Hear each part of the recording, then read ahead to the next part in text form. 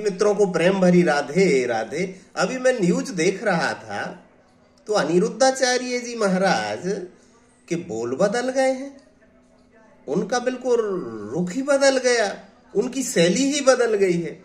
तो मुझे बहुत हंसी आई कि जब शुरू शुरू में उनका विरोध हुआ था कुछ दिन पहले के उन्होंने क्यों कहा है कि 4 जगह मुंह मार के आती हैं 25 साल की लड़कियां, उनकी जवानी कहीं ना कहीं फिसल जाती होगी।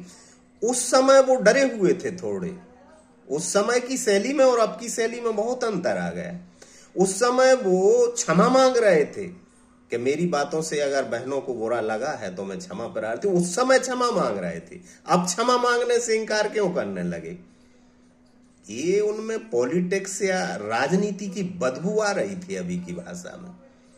लगता है उन्हें पता चल गया कि उनके समर्थन में उतरी महिलाओं और उनके अंधभक्तों का परसेंटेज थोड़ा ज्यादा है। उस हिम्मत से उन्होंने अपना रुख बदल दिया। क्योंकि ऐसा क्यों कहने लगे? वो पहले क्षमा मांग रहे थे और फिर ये कहने लगे कि समाज जिस भाषा में समझेगा उस भाषा में समझाएंगे। तो समाज को समझाना क्यों चाहते हो? जबरदस्ती क्यों चरित्रवान बनाना चाहते? किसी को नहीं बनना, आजादी है।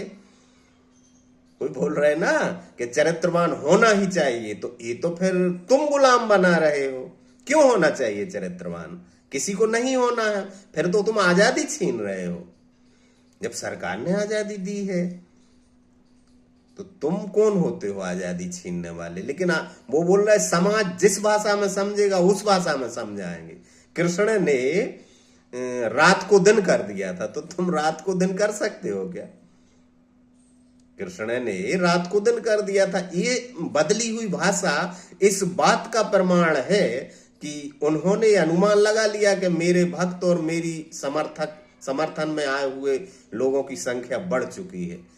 क्योंकि 2 भागों में बट गए हैं ना लोग। कुछ लोग विरोध कर रहे हैं और जो विरोध कर रहे हैं उनसे ज्यादा परसेंट लोग समर्थन भी कर रहे हैं कि सही बोला गुरुजी ने, सही बोला महाराज जी ने, सही बोला। ये आवाजें सुन सुन के उनके कानों में भरती भरती और उनके अंदर का अहंकार ने भी फन उठा लिया और वो कहने लगे कि सही बोला है मैंने। वेश्या को वेश्या नहीं बोलेंगे तो क्या बोलेंगे? चोर को चोर नहीं बोलेंगे तो क्या बोलेंगे?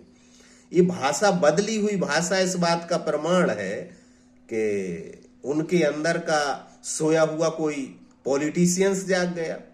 ऐसे नहीं लगता कि अध्यात्म राजनीति हो गई हो इन लोगों को और धर्म नेतागिरी का एक रण क्षेत्र हो गया हो? क्योंकि ये आचार्य के भेष में पॉलिटिशियंस है, नेता है, नेता करते हैं ऐसा कि जिस तरफ अपना प्रभाव देखते हैं उसी तरफ बोली बोलने लगते।